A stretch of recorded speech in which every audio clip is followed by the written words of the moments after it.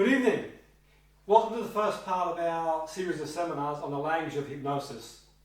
If you haven't watched the earlier seminars, I do suggest you watch them in your own time, your own pace.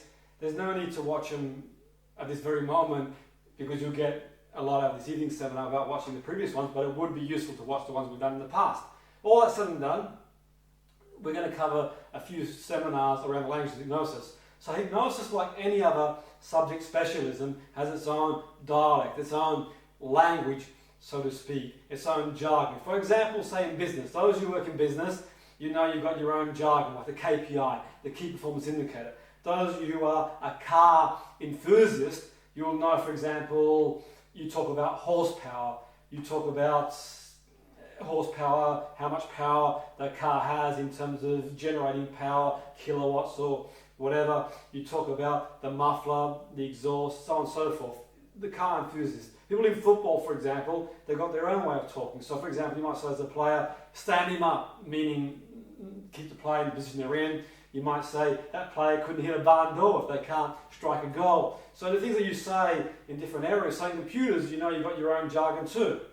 You kind of speak in your own way. So people with similar interests in professional specialist areas, they've got their own language and their own way of putting things. Hypnosis is no different. Hypnosis is no different in that sense. So we're going to talk about the language of hypnosis in an indirect way this evening. So you ask yourself, well, why would you speak in an indirect way? So why would you speak in an indirect way?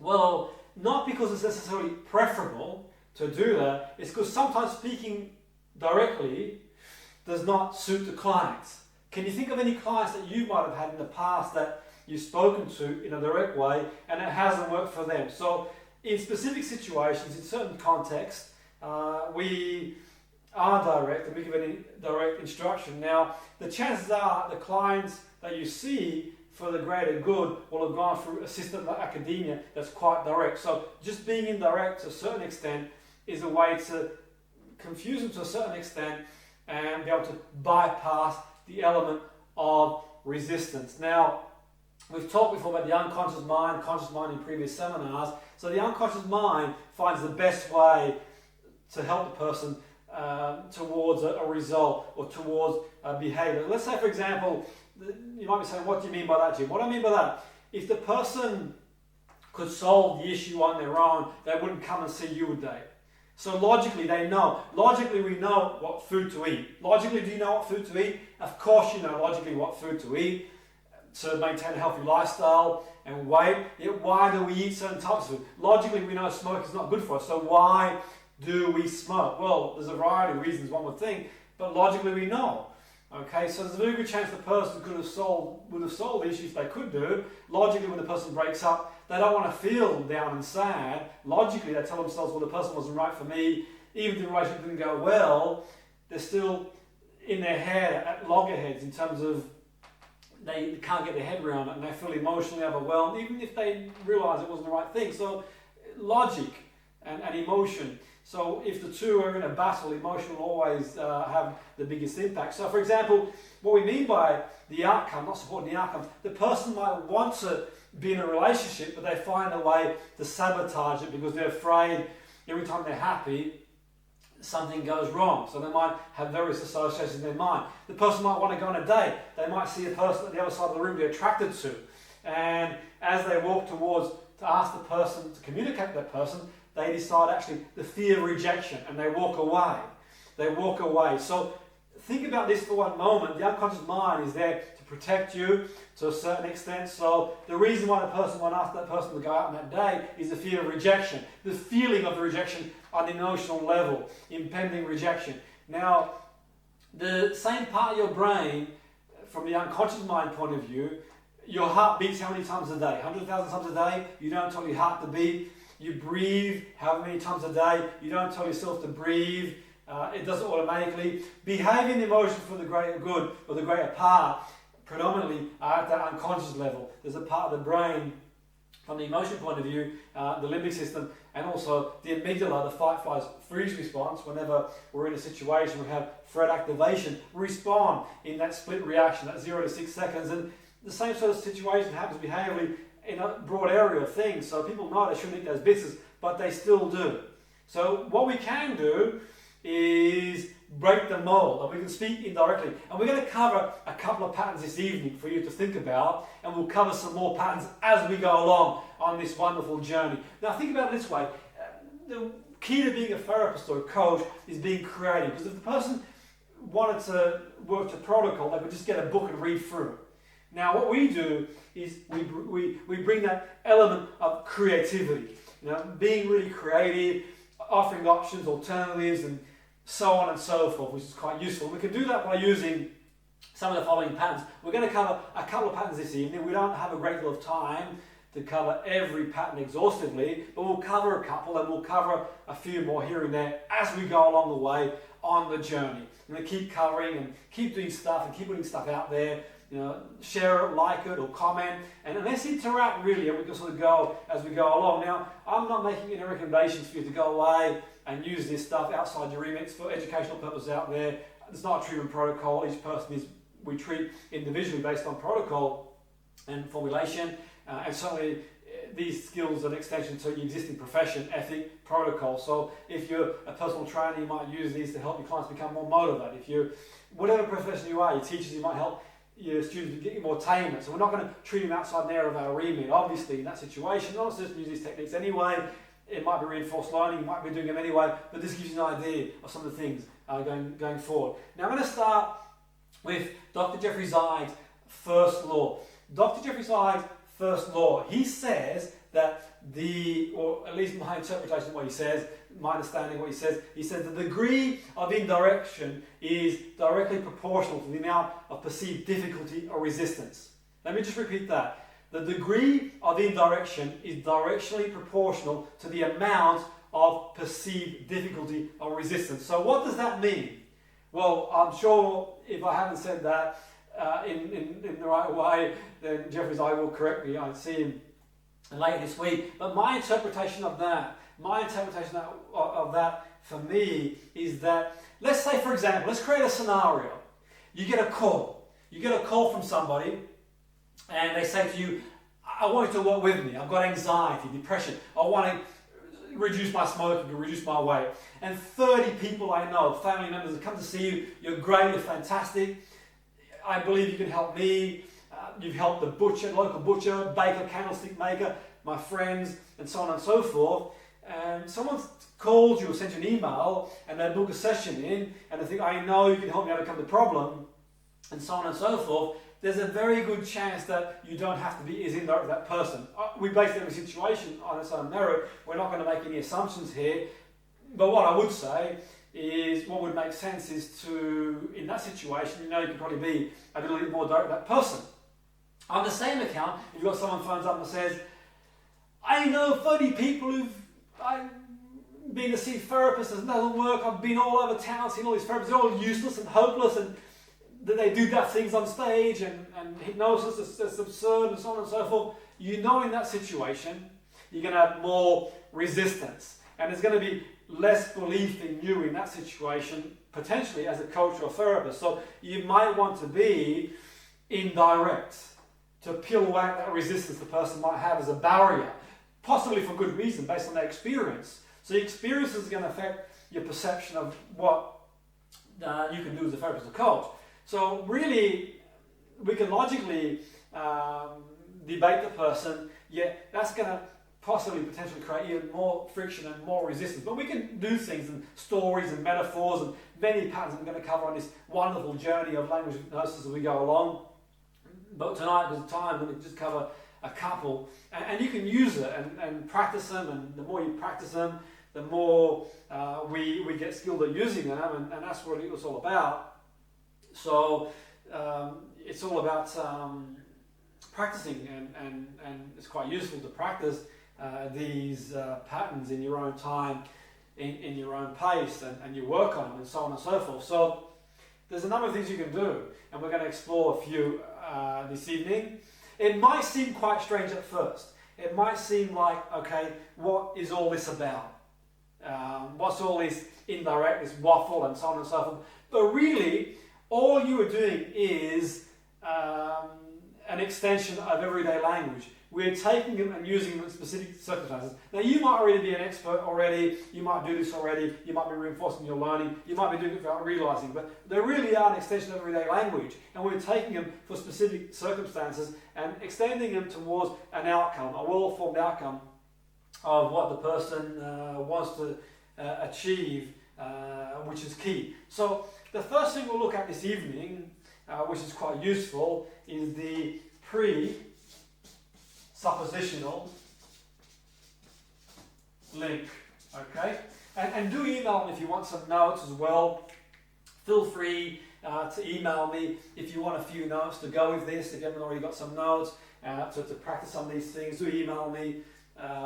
Do get in touch if you've got some comments, or do feel free to, we've got the resource on social media and that sort of stuff really to read through and go from there. So look at the presuppositional links, and we talked about these patterns being an extension of everyday language. What we're doing in a presuppositional link, which is important, is we are taking something. We're taking a truism, for example, an undeniable truth. So we're taking the presuppositional link is taking an undeniable truth. So we take an undeniable truth. So for example, it might be in layman's terms, so your partner might be going outside, and you might say, and as you go outside, can you put the bin out? They might be going to the shop. As you go to the shop, or since you're going to the shop, can you pick up some milk? So if they're going to the shop anyway, and it's an undeniable truth, can you pick up the milk as well? Okay, your colleague might say, I'm going to the post office. I'm going to the post office. Well, since you're going to the post office, can you pick up some envelopes for me? So what we're doing in that situation is linking the truism, linking the undeniable truth to a desired outcome, to something undeniable. So we're linking the undeniable to, obviously they can deny it if they want to.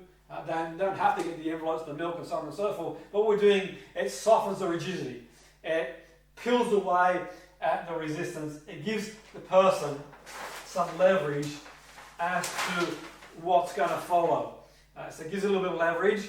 And what we can do, the way we can do it in hypnosis, because obviously someone comes into your office to do sessions, they're not coming in to buy milk or get envelopes and so on and so forth. But what you can do in that situation is okay, you might say, as you take a seat, you begin to feel comfortable. So if they're sitting down, it's an undeniable truth, you feel comfortable. So you want them to feel comfortable. You might say, as you become aware of your feet on the floor, you begin to relax. So the undeniable truth is the feet on the floor. And then you might extend that to as you close your eyes. So they've got their eyes closed, you become aware of your breathing. As you become aware of your breathing, undeniable truth, you begin to feel relaxed. As you notice your heartbeat, it's an undeniable truth. The heartbeat is the undeniable truth, isn't it? So the heartbeat is the undeniable truth. What you're doing is linking the undeniable truth to the desired outcome. Because really, in a session, we want them to be relaxed, and the desired outcome might be to relax. Okay, so you link the as you become aware of your heartbeat with a causal link statement, the and or the and as, which we've covered in previous seminars, and we'll cover it in further seminars as we go along. And then what we can do is link that to the desired outcome, relaxed. Heartbeat, undeniable truth. The person's got their eyes closed, they're relaxed, and as you notice your heartbeat, they're aware of that, they deny it. It's a truism. Yes, they comply. It's a yes set. Are you aware of your heartbeat? You can frame it in that way, and you begin to relax. Now, this is the desired outcome. We don't know if they're relaxed, but what you can do, what's really important, what you do when you're doing this too, is use your acuity. Switch on, and use your acuity. Use body language and sounds, and notice what the person's doing. When you're using this, and let's say someone comes in and okay, and as you sit down and you make yourself comfortable, and let's say you invite them into trance, and perhaps you'd like to close your eyes, and as you close your eyes, you become aware of your heartbeat. As you become aware of your heartbeat, you start to notice a sense of relaxation. So what you're doing, you're using the language and you're kind of pacing that person to that experience. And there are various ways that in NLP world, during this program, talk about pacing, leading. There are various ways you can do that. But be aware. If you say to the person, for example, as you notice your heartbeat, you start to feel a sense of relaxation, they're like shivering and shaking and nervous, then obviously you probably want to carry on communicating on a certain level. If, for example, you say to the person, as you notice your heartbeat, you start to feel a sense of relaxation, saying, go sparked out, then obviously you can sort of proceed with what you've got following on that towards the outcome, because we want to invite them into a sense of relaxation, into a sense of trance, so we can start doing the work to move them towards the outcome we want, offering options, alternatives, and the experience. So that's one way and something that we can do that's quite useful. So the presuppositional link.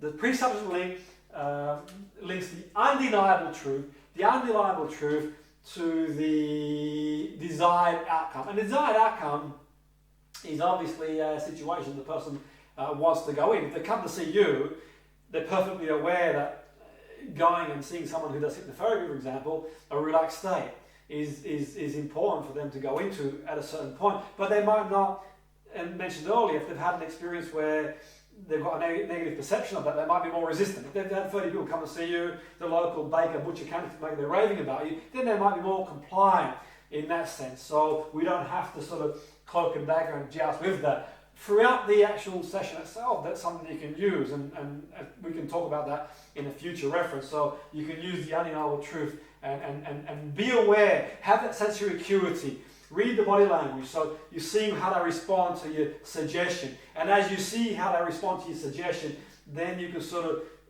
play that cloak and dagger. I usually use, to a certain extent, when I'm inviting someone into trance, I'll usually use 3 or 4 undeniable truths. So I might say, as you become aware of your breathing, you notice your heartbeat. As you notice your heartbeat, you feel your feet on the floor. And then I'll take them towards, and now you begin to think of a time or wonder what it would be like to feel relaxed, or go back to a time enough where you feel relaxed, or imagine feeling relaxed. So it all depends on the client and the certain situation. I'll generally use 3 or 4, and then using 3 or 4, I'll put a suggestion in, see how they respond to the suggestion, and do 3 or 4 more, see how they respond to that suggestion, then maybe more, and then I might go one-on-one and just move all the way forward in terms of suggestion. But that we talked about in previous seminar and talk more in other seminars. So I want you to now think of an example for yourself. Have a go at it now.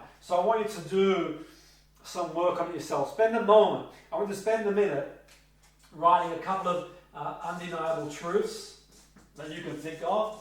Just general ones, undeniable truths. So think of a situation. So, okay, your partner might get up to go upstairs, and you might say, as you're going upstairs, can you bring the clothes up there? Or they might be going to the kitchen. You might play around and say, as you're going to the kitchen, could you bring me a glass of water? So you can play around if you want to. Obviously, you can play around, but more to the point, really, in terms of your clientele, think of ways that you can use the undeniable truth to peel away the resistance. And as you peel away the resistance, then you can work the desired outcome. What I do sometimes too is quite useful, and I talked about this in an earlier seminar, is connecting the person to their resourceful state. So what I'll do as well, which is quite useful, is I'll find out what the person likes and is passionate about. So the person might say to the person, what do you enjoy doing? What you love doing? What do you enjoy doing? So I'll put that question to you, what do you enjoy doing? So it might be walking, going to the gym, listen to music, an activity. And as they have the capacity to do that activity, then you can extend that to a state where they feel unresourceful. So you can use that as well as a truth that is in their reality, an undeniable truth. A presuppositional link I think is quite useful sometimes. So you could say, from a behavioural point of view, I had a client one time who had a fear of going walking on Sunday walks, so they sprained an ankle when they went for a walk. And the undeniable truth I used, I went to an early learning and said, okay, at one point, as a baby, how did you learn to walk? And obviously that question there, she had the process at an unconscious level, because logically we can't remember that far back. And she said, I'm not sure. And I said, well, the experience of learning is to walk is you get up, you fall down, you get up, you fall down, you lean, you go on one foot and you fall down. But what happens in that journey is, those who've got children, you're not going to say to your children when they fall down, give up now, you've tried it once, is enough. You keep going, and by using that early learning, you've learned to walk as a 12-month or 18-month-old and so on and so forth. Then you can learn, or the capacity to go walking again is there, and without pressurizing the person to the extent that they will when they're ready. And we use softening language, which is touched on other seminars and we'll touch on the future seminars. So perhaps you might consider, perhaps it might be a good idea, perhaps you might be wondering, and perhaps as you think about how you've learned to walk as a baby, and you've learned to do many things like talk and ride a bike, and I suppose the closer the example and the association is to what they want to do. So the walking was appropriate for this person because they learned to walk as a baby, so walking in the countryside, there is that parallel there. So I suppose the closer the link is, the better it is, and the more useful it is. But in a certain sense, it's not to be that way as well. So it's quite useful. So a couple of examples might be, okay, so because you're watching the seminar, and you are watching the seminar or the tutorial, you want to learn something. So the undeniable truth is you're watching the seminar, and you can do this sort of as a teacher. And I've done it as a teacher working with resistant students, and okay, you start with an undeniable truth. Because we're here anyway, and it's a Monday morning, well, we may as well learn. Well, they don't have to, yet if they're there anyway. And I've done it in business where I say, well, if you're going to come in to work anyway, it's a same energy to do something good or just coast along, and you may as well give it all that you've got if you're here anyway. Because they are there, aren't they? They're there physically, they can't deny that. And that can give you some sort of compliance as well. So that gives you a level of compliance, and associating them back to coaching and training, and there are many things you can do. So, okay, you might be in sport, so you've learned to strike a ball in foot with your right foot. If you learn your right foot, you can learn your left. So, undeniable truth with the desired outcome. It might be tennis. You've learned to serve. You can learn to do a forehand or a backhand. So when you're learning new things in stages, it's possible to do that. And so we're going back to therapy, and we can talk about how if the person you're working with, they come into the therapeutic room and they sit down, and as you sit down, and they are sitting down, and it's an undeniable truth, you might add as an extension to that, you start to feel comfortable. Perhaps you'd like to make yourself comfortable. So we can use, say, the word perhaps. And the word perhaps is, to a certain extent, using language. So it's a softener, really. So it can take a directive and soften it. So let's say, for example, I said to you, go get a pen and paper now. Or go get a pen and paper now. Or go get a pen and paper now. Obviously, going to react in a certain way. If you say to your client, now close your eyes. In adverse to saying to the client, perhaps, or to the student, or perhaps you'd like to get a pen and paper and participate in the exercises. Perhaps you'd like to close your eyes. Perhaps. And you can sort of put a pause on some level and emphasize and underemphasize and overemphasize certain language. So perhaps you'd like to get a pen and paper. Perhaps you'd like to close your eyes. So you can emphasize the pause. And obviously where the emphasis is will have the impact. So okay, what we're saying here is perhaps you would like to. So let's say you say to your client, perhaps you would like to, and just pause, close your eyes. Okay? Close your eyes. So perhaps you would like to, pause, close your eyes. Can you see the difference? Do you notice the difference? Can you notice that statement? Being directed, close your eyes. Perhaps you would like to, pause, close your eyes. And we can unemphasize and emphasize the command.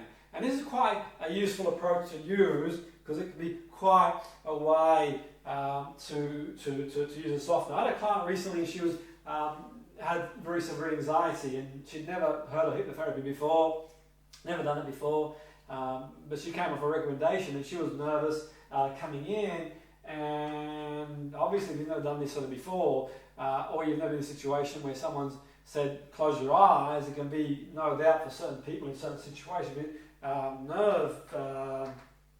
nervousness kind of really. So I said to that person, I said to the client, I said to him, well, perhaps you would like to close your eyes when you're ready, in your own time, in your own pace. And they looked at me sort of puzzled, and yeah, perhaps you'd like to close your eyes. You don't have to if you don't want to. It's entirely up to you. Whether you close your eyes or not, it's your call. The benefits of closing your eyes are we can block out the outside world. So perhaps you would like to close your eyes. And that's quite useful. And just notice your own response. And just try it. Give it a go. Give it a go. Have a go. Before we sort of move on to anything else, give it a go. And have a go at it, okay? Have a go at it. So think of an instruction you might say to one of your clients, whatever it might be. We can give this one a go. Have a go. Be directive and say, I'd like you to close your eyes, and change that to perhaps you would like to close your eyes, and see how different it feels. And think about it, it's not what we say, it's how we say it, what we emphasize, what we under-emphasize is the key. So if I say to you, close your eyes, close your eyes, close your eyes, it's different, isn't it? So you could turn something into a statement, close your eyes, into a command, close your eyes, the suggestion. And what we emphasize is important because the emphasis and the unemphasis is going to have an impact on the person's mind and where we perceive what we're saying in that situation. So that's one way to peel away at resistance in certain situations, really, which is key, going forward. Another thing you can do too is distraction. Distraction is quite useful too. Okay. So distraction is quite useful. Have you ever been in a situation where, let's say for example, you are in full flow, you're in a conversation with someone, you're in a meeting, the phone rings, you've got to take it, and then when you go back to the meeting, you forget what you're going to say. Right? Alternatively, you're sitting down with friends and family, and the doorbell rings, and you go answer the door, you come back, and you forget what you're going to say. You forget what you're up to. Or, when you're a kid growing up, you've got the auntie or the uncle, when you're in a bad mood, you've been in a bad mood as a kid, you're angry with your parents, and you've always got that funny auntie and uncle that come in and make fun of you or tickle you, whatever, and then you're in a good mood. They sort of distract you and take you out of that state and move you to a more positive state by distracting your awareness. And distraction can be quite useful to the extent that we can sort of break that pattern, break that cycle the person's in. And I use it quite often when I've got clients who are stuck in a narrative where they're going over and ruminating and stewing over the same thing over and over again. Sometimes it's quite useful to throw distraction in. I had a client once, and over a couple of sessions to build rapport, to get things off her chest, and she kept going on the same narrative and around the same circles. And what I would do frequently is sort of throw a spanner in the work and distract her. And by doing that, it'd break that pattern. And by breaking that pattern, then we could start offering options, alternatives. And I'd say, well, how do you want to feel? What do you want to happen? Where do you want to be in a certain time frame? But before I would do that, I'd do distraction.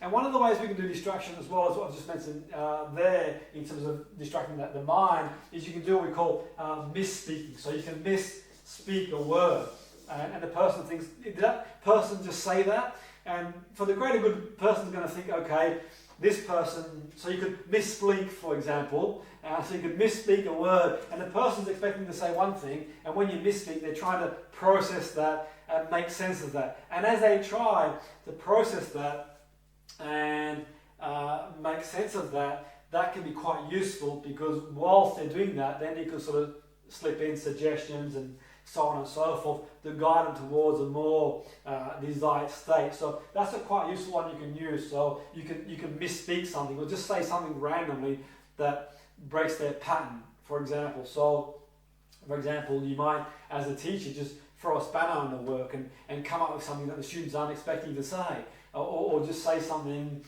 in a way they're not expecting it. And have you ever been in a situation where someone says something and you're speaking, did they just say that? Okay, I'm sure we all have that. So that's quite a useful one that you can use too, the misspeaking one. It's going to cover a couple more. We're running out of time of the essence here. We're going to carry on. Another useful thing too is to use sounds. Okay, using sounds. Okay, have you been to a restaurant and your partner, your friend, eats a certain type of food, and they eat that food, and without them saying anything, they make a sound and a facial expression, you know they don't like it, or they like it, so they might eat some food and you know, and that sort of stuff, or they might without saying anything. So using sounds is quite useful as well. Or have you seen those comedians? A bit like the Mr. Bean, for example, they make sounds and gestures. So sounds and gestures are quite a useful thing to use too. So you can do sounds, you can create gestures, you can do sounds as well as. So I had a client once, and all clients come in, and we will sort of make a car sound, or it might be a sound of a boat, it might be a sound of a bell, and ding, ding, ding, ding, ding, or for anything that matter. So I might be teaching a group of students, and I'd say the bell's ringing, ding, ding, ding, ding, ding, ding, ding, and using the sound is quite a useful way to communicate with people and just peel away at that resistance in certain situations. And we've all had that experience where you don't have to say anything. You can tell by the facial expression. Or, for example, you might go and ask someone a question, and you know before they say yes or no what the answer is going to be, just by their obviously they might not, but you sort of know by reading their acuity, their body language, or they might have a way of expressing themselves. Your partner might grunt, or they might. So sounds are quite powerful as well. When we have a problem in any situation, we want to create a paucity of options. The more options you have, the more chance you've got of helping the person. We can create new resources. So you want to create as many options as you can. What you're aiming for is one option is going to help the person to move forward. So one option somewhere along the line is going to help that person to go from where they are to where they want to be. So you could even literally neutralize you can neutralize an emotion. So you can go from a state of anxiety even to a more relaxed state, to a more neutral state. And then you can go from a neutral state to a more positive state. Or you can go from one to the other, whatever really. I suppose the long and short of it is a little bit like a song. So you hear the lyrics of a song. You hear the lyrics of a song and you listen to the song, and the tune's blasting away. You hear the lyrics and you don't really pay too much attention to the lyrics to a certain extent, but the lyrics combined with the music have an impact on you emotionally. So before you listen to the song you feel a bit down, and for a little while you feel good. So this can be quite useful to the extent that sometimes even for a little while, even for that duration, some respite for the client. They might come in and have some respite from the rumination, the anxiety, the depression, the anger, whatever emotion they're in. It can be quite useful for the client to give a bit of respite from what they're stewing over, what's going on in their mind, to create options, alternatives. And the more options you've got, the more chance you've got of latching onto something that's going to help the person to move forward into a better direction.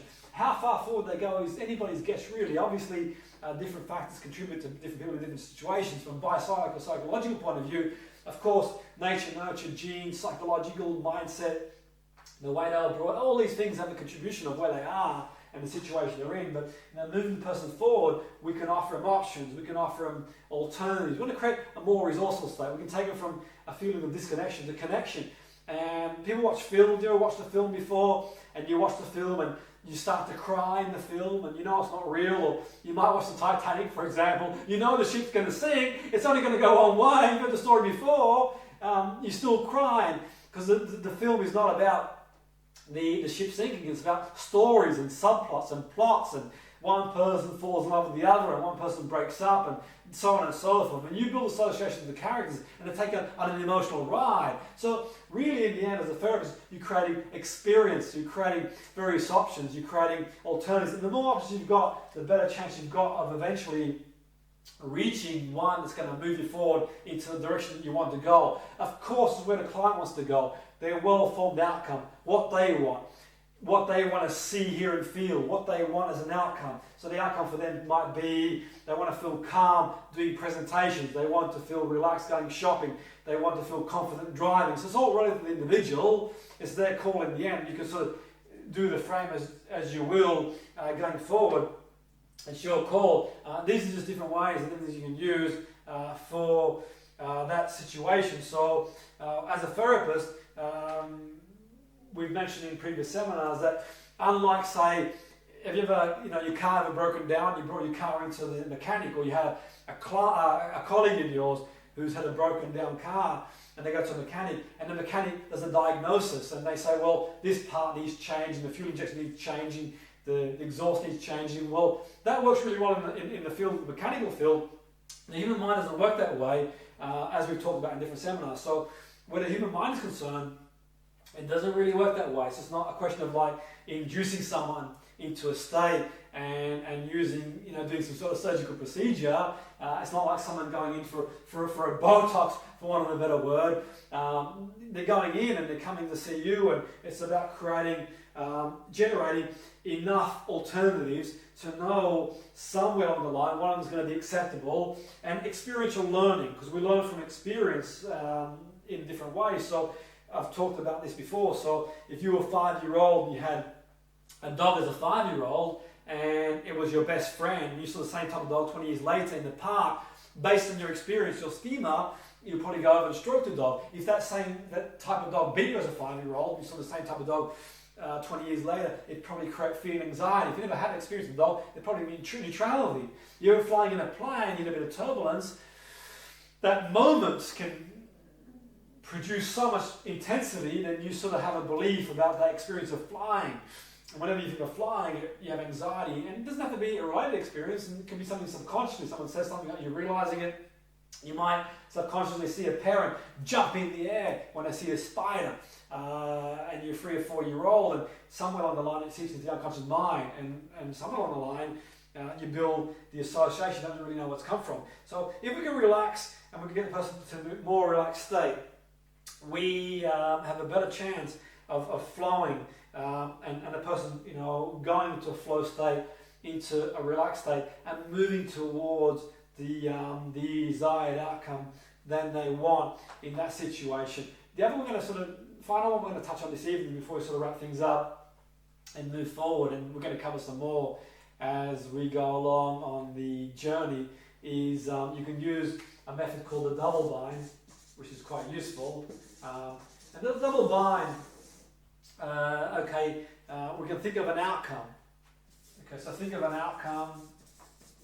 We have an outcome in mind, and the person there's like an illusion of choice, so to speak. So both roads lead to Rome, so to speak, in relation to the outcome. So for example, let's say you wanted a meeting with someone. You might say to that person, we can meet Wednesday or we can meet Friday. So there's an illusion of choice there, Wednesday, Friday, but both leads to the outcome, the meeting that you want in that situation, or that they might want as a win-win situation. In therapy, the outcome might be relaxed, and the person you might say, okay, you might begin to feel relaxed as you leave the therapy room, or you might begin to feel relaxed as you walk the dog on Friday or on the weekend. So once again, you can link that to the undeniable truth that we talked about earlier. But when we're concerned here, so the outcome, so it creates the illusion in the person's mind that gives them the freedom, the illusion of choice And that's quite useful too in terms of peeling away any resistance. So in their mind, they think, okay, there is a choice there, but obviously it's an outcome. They've got the outcome in mind. So the outcome for them might be they want to be confident presenting. So if that's the outcome they want, confident presenting, you can create a series of options, experience, alternatives in your journey of suggestion that leads towards them feeling confident presenting. And you might at some point make the suggestion that you might feel confident presenting when you present on Thursday, or it might click while you're walking on the beach on the weekend, and something might resonate in your mind, so on and so forth. So kind of both links in there. So it might be, okay, the solution might come in a dream this evening. Alternatively, it might happen in the morning, but you're realizing you don't have to remember the dream, yet all that's said and done, at some point you're going to feel more confident presenting. So the outcome might be relaxed, and you might begin to feel more relaxed after the session. Once again, it's going to link to another truth if the session's finished. Alternatively, you might begin to feel more relaxed when you have a good sleep at some point during the week.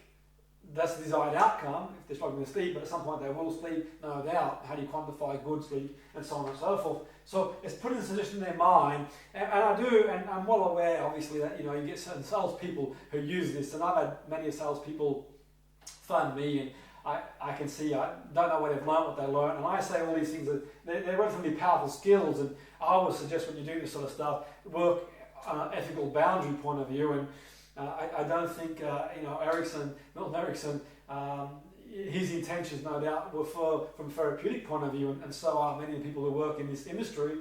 People do use them, and you do see them in sales, and I've had many people throw yes sets at me, for example. So the yes set, the truism at me, and that might be, okay, you get the phone provider phone you up and say, are you interested in a better deal for your phone? Well, the likelihood is you're going to say yes, and at the times the phone you've got struggles for coverage, say yes, and that sort of gets that sort of compliance. And you see them use the undeniable truth sometimes as well, and they're throwing a double bind. Well, you can pay now, or you can pay interest free. So really in the end it's about paying. You pay one way or the other way.